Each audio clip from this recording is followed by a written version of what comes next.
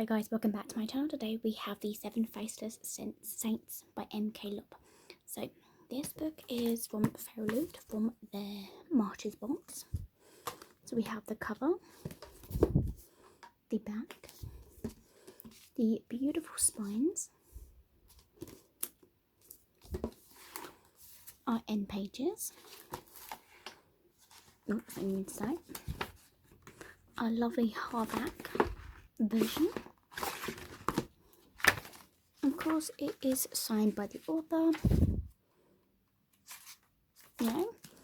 Right, let's get to this part. Have things around you moved without you touching them? Are you particularly skilled with your hands? Do you feel a strong connection to other people? Okay.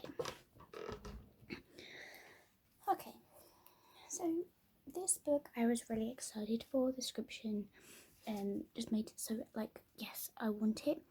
But unfortunately, this fell a little bit flat for me. The city of Ombrasia is ruled by the discipline who descendants of the 7 saints who brought the country to life. Disciplines that leads a crushy life with many options open to them.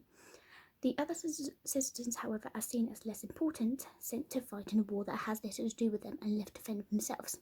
So Roz is disciplined but leads a secret life, a part of rebellion, to hope and bring down the reign of the saints, and ensuring all Ombrasia's citizens are treated equally, right? So Damien is the youngest captain in Palazzo security history. So security used to protect the safety of the disciplines, so when one turns up dead, he is asked to investigate. Damien comes quickly to realise that the discipline's death may be linked to that of the other few. Regular citizens in the city find himself and Roz. I'm about to run out of breath. Investigating, but the deeper they look into the depths, the more they come to fear that there's a darkness spreading throughout the whole Ombrasia. But they'll have to work together if they're going to save the city and people they love, right? Sounds good, right? Unfortunately, this book left a lot of desires. I felt there was too many moving pieces and everything from the world and the magic and the characters need more development. Roz and Damien were childhood friends who were split apart after Roz's father was murdered, and now they find themselves on the opposite sides of the war. Roz became a discipline when she wanted was to be regular like her father. Essentially now she works for the people who had killed him. Damien never gained any saint-touched powers, so much to his concern of his father who sent him off to war instead, but the Damien that returned was a shell of the boy who left. So both these characters have dark and emotional backstories, but I just didn't get the emotional attached to their personalities. Were incredibly one-dimensional. There was no room for growth or any kind of deep insight into them, and a lot of the introspection kind of interactions were constantly repeated to the point where it was getting a little annoying, and I ended up skipping part of the book. The world building was intriguing, but never really fleshed out enough for me to get a great understanding of it. So descendants are now the disciplines. People with the ability to use the saints' powers, their saints' names, and their powers made. So the saints' names and their powers made very little sense together, and just felt like there was always missing pieces of information that we need to get a proper understanding of. I feel like the author wanted to use this story as a compliment of religion, but it really did not work at all.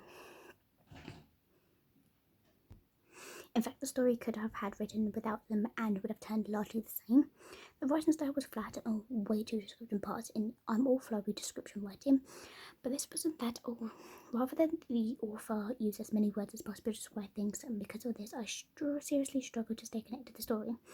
I also really disliked the romance. It is described as enemies to lover, but more rekindled romance.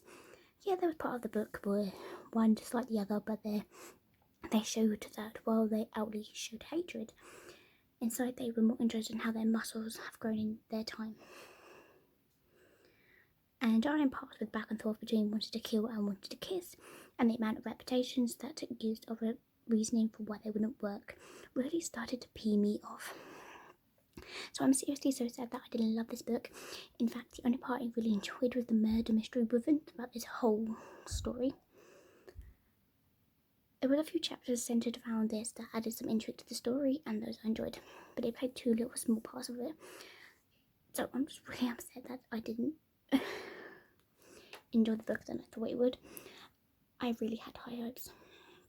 Really high hopes. I should have read this book. Basically, just that. really had high hopes for it, but I couldn't get into the book. I could not read it anymore. I did basically had to push myself to read more of the book myself, but I couldn't.